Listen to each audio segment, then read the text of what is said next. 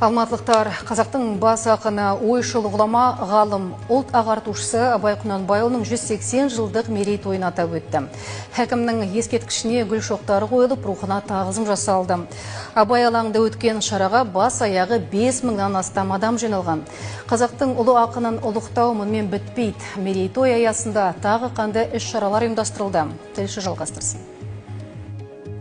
Алматыда ұлт руханиятының шамшырағы Абай Құнанбайұлының 180 жылдық мерейтойы ескерткішіне гүл қойып, рухына тағзым етуден басталды. Салтанатты шараға шаһар әкімі Дархан Сатыбалды, зиялы қауым өкілдері мен қала тұрғындары қатысты. Жиналғандар оркестрдің сүйемелдеуімен Абайдың аңызға айналған шығармалары желсіз түнде жарық ай мен көзімнің қарасын орындады. Жыл соңына дейін Алматы қаласында 120 Абай мерейтойына арналған іс-шара өтеді.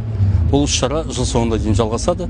Оның барлығы әкімшіліктің қолдауымен болғанымен, бұл жерде жеке сектордың да қатысы өте үлкен. Алматы қаласы әкімдігі республика сарайында үлкен сахналық қойылым ұйымдастырып жатыр. Бұл да бұрын соңды болмаған дүние. Гүл шоқтарын қою рәсімінен соң дәл осы алаңда 3 театр, 2 оркестр және 200-ге жуық өнерпаздың ұйымдастыруымен Алаштың Абайы атты музыкалық драмалық концерт өтті. Онда Абай шығармалары негізінде театрландырылған көріністер қойылды. Салтанатты шараның шымылдығын ұлы Абайдың өлеңдерін оқып, Асанәлі Әшімов ашты. Абай деген енді елдің ардагері көсемі, бәрімізге үлгі, әр өлеңі маңызды, қара сөздері халыққа жұғымды.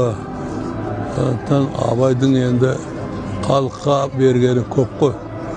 Сондықтан 180 жылдық өзі уақытында тойланып жатыр. Айта кетейін, Алматыда Абайдың мерейтойын тойлау бір күнмен бітпейді. Бұл шаралар қаланың 8 ауданын қамтиды. Жадырау Маржан, Дәурен Хаджибаев, Атамекен бизнес.